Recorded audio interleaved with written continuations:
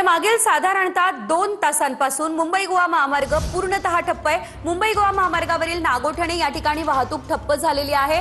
पुढे जर आपण बघितलं तर अंबा नदीचं पाणीही मुंबई गोवा महामार्गावरती आलेलं आहे आणि मुसळधार पावसामुळे मुंबई गोवा महामार्ग जो आहे तो ठप्प झालेला आहे। महामार्गावरच पाणी साचलेलं आहे।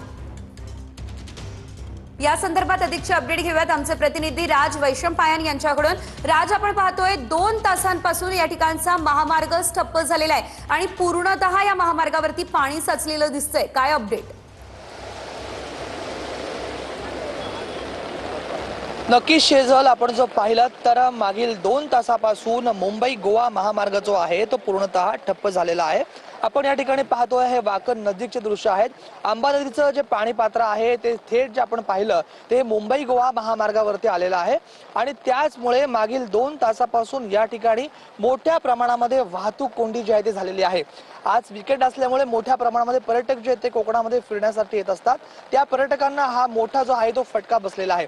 आपण सध्या जे बघतोय हे मुंबई गोवा महामार्गावरची वाकण नजीकचे दृश्य आहेत। याच ठिकाणून आपण जर बघितलं तर खोपोली, खालापूर, पुण्याला जाण्यासाठी देखील इथून मार्ग आहे। मात्र हा जो मार्ग आहे मागील 2 तासापासून ठप्प झालेला आहे आणि जे प्रवासी आहेत तर ते या मुंबई गोवा महामार्गावरती अशा पद्धतीमध्ये जे आहेत ते अडकून पडलेले आहेत। आपण जर पाहिलं तर मुंबई गोवा महामार्गावर वाकण नजीक देखील असाच प्रकार घडलेला आहे आणि त्याचबरोबर मुंबई गोवा महामार्गावरती सुकळी नजीक देखील अशा पद्धतीची जी आहे ती वाहतूक कोंडी जी ती झालेली आहे।